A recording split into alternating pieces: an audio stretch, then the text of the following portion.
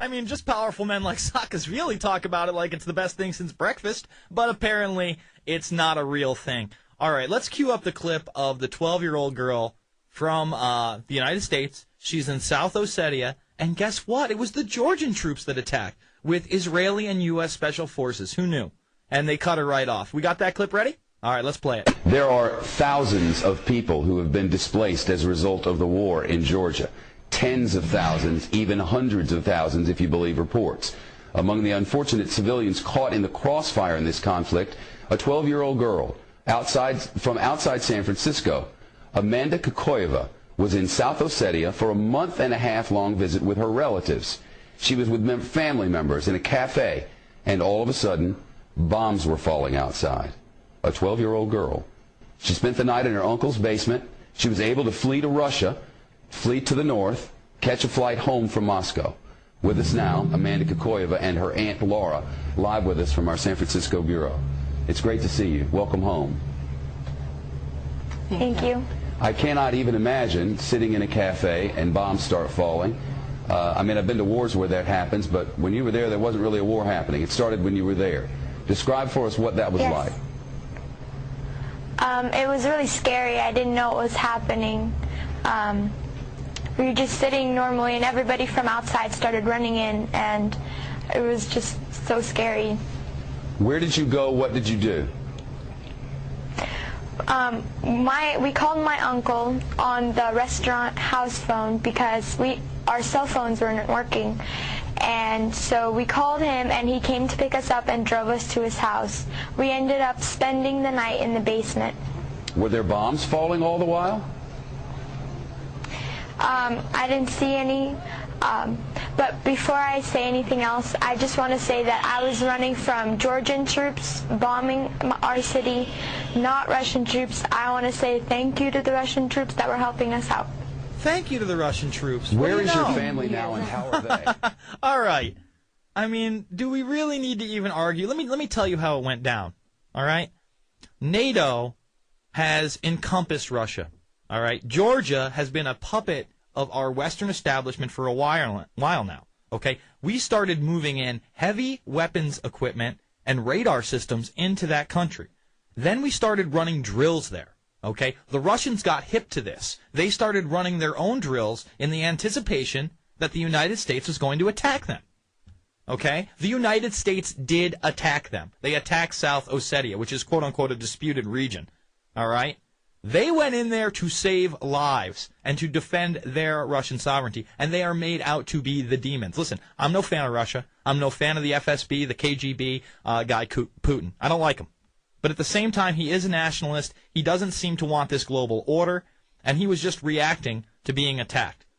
Now, on a side note, before I take another caller, I would like to point out that somehow, magically, Tom Clancy, who does all these novels and video games, in 2001, you can go check it out yourself, puts out a game called Ghost Recon. How does the storyline go? Well, in 2008, in April, I'll give it to him, it was in April of 2008, the evil Russians attacked South Ossetia, and the good guy U.S. Special Forces, with the help of Georgians, go in then and fight back, and all of a sudden we have this global conflict, and it results in the restructuring of Russia. I pray to God that is not what is about to happen. I pray to God this does not blow up into some crazy global conflict. But could it? You bet it could. Prepare yourself for a talk radio experience like no other. Strap yourselves in and hold on. He stands for truth. He stands for justice. He stands for what's right. This is the Alex Jones Show. Call Alex now, toll free, at 877-590-5525. Now live from Austin, Texas, here's Alex Jones. All right, folks, we are strapped in for the second hour. I am Jason Burmy4 on August 24th, this Sunday. I am in for Alex Jones. Alex did join us. I am watching the DNC live on C-SPAN. There are a ton of protesters out there already. I like to see it. I like to see a peaceful protest. What I don't like is grandstanders. And For all those that do know me, they know I'm going to be down in New York City this year on September 11th. Actually, on September 10th, Alex and I are going to be showing our new films, 9/11 Chronicles, Truth Rising, and Fabled Enemies, both available at Infowars.com. However, I just found out there's going to be a couple of cats coming to town that I don't care for to grandstand. Well, looks like Barack Obama and McCain are coming down to New York City for September 11th in an open forum for family members to ask them staged questions so they can grandstand and tell us how they're going to make the future better. Well, gross. Utterly disgusting. The only thing I can say is I'm glad they're coming because I might get a chance to put them on the spot on video. More than likely not, as they are often shielded by numerous Secret Service agents. I've seen that McCain is a little bit more accessible than Obama. Does that mean Obama is the anointed one? I would say so. I don't think that they're going to go for yet another Republican, especially one as washed up as McCain. I really thought that they were going to try to bring in Romney as their golden boy, but apparently Romney wasn't going to play ball to just throw the election. Yeah, that's right. Elections are staged in this country. In 2004, we had third and ninth cousins on separate sides of the family. George Bush and John Kerry both went to Yale together 2 years apart, both in Skull and Bones.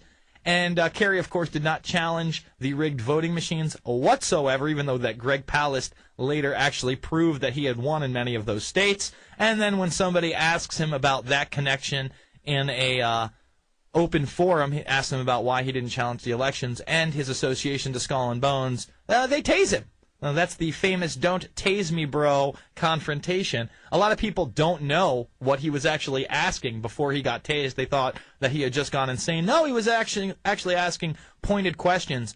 And Dave Chappelle picked up on this. If it wasn't vulgar, I'd play it on the air. But Chappelle, doing a comedy bit out in the UK, actually asked the audience if they knew what question he had asked John Kerry right before he had been tased, and they said no, and he went over the Skull and Bones thing, and then he did a little ear wink after John Kerry said, "Oh, I'd love to answer that. That's a great question." And and then he's tased endlessly. I love this country. I actually have the "Don't Tase Me" kid in a little bit of a montage at the end of my film, showing how far we've actually slipped and fallen. All right, let's jump to yet another caller. Let's go to John in California. John, what's on your mind? Hey, how you doing, Jason? This is Joe from California. All right, Joe. Sorry that you interviewed Benjamin Fulford on Friday, I believe it was. Yes. And how he kind of dished Alex for being a disinformationist regarding China. Mm-hmm. One thing that has to be done, and I sent it over to Alex's email address, is, Fulford had a letter called Letter of Apology to David Rockefeller. I read that yesterday. And you know what? What is this thing about him? I did not realize that David Rockefeller was born into a system that you could guide but not fully control. The neo-Nazis like George Bush Sr., I insulted the emperor and I apologize to you. He's apologizing to David Rockefeller. Dude, he's out of his mind. Look, I want to be nice to Benjamin Fulford on one level because he brings some interesting things to the table.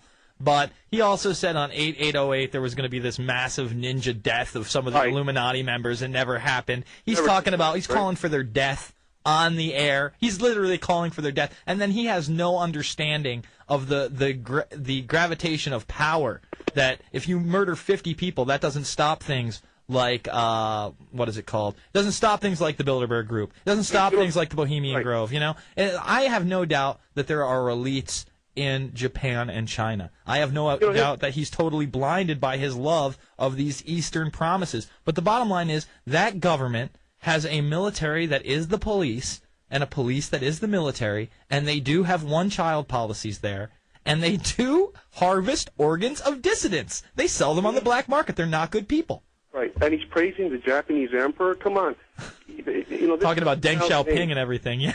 Yeah. Why are we praising these guys? Their blood's no better than ours. Listen, They're exactly. Human beings. Listen, exactly, and there are human beings. I'm not trying to dehumanize them. I'm trying to say that their system of government is one of corruption, just like here, and that they actually get less. Listen, When I watch Walmart, the high cost, the low prices, yeah, it's terrible what they're doing to the Walmart workers in this country and Canada, having no benefits, 60 hours a week, no overtime, all that sorts of things. It's 10 times worse for the family getting paid $171 a week to live in a dorm room style bedding of 3 beds in one place. And even if you don't live there and you work in the factory, you still have to pay rent on it. Walmart, the bottom high line cost. is this, apologizing to David Rockefeller is like apologizing to Lucifer. I mean, to me, that he lost all credibility. I'm with you, John. Thank you so much for the call, brother. I'm going to push on. Let's go up. Looks like we got a little break ski and hutch. So we're going to take some more calls on the other side. I think I'm going to play that John Cancius clip just to throw a curveball to people. You think these guys tell the truth about anything? Well, I'll tell you what they don't tell the truth about: alternative energy. You ever hear about saltwater burning, or am I a madman? Well, we're going to find out after this. Infowars.com, PrisonPlanet.com are the websites. I am Jason Burmy, subbing in for Alex Jones. Straight out of the DNC, baby. Can't wait. We're back after this.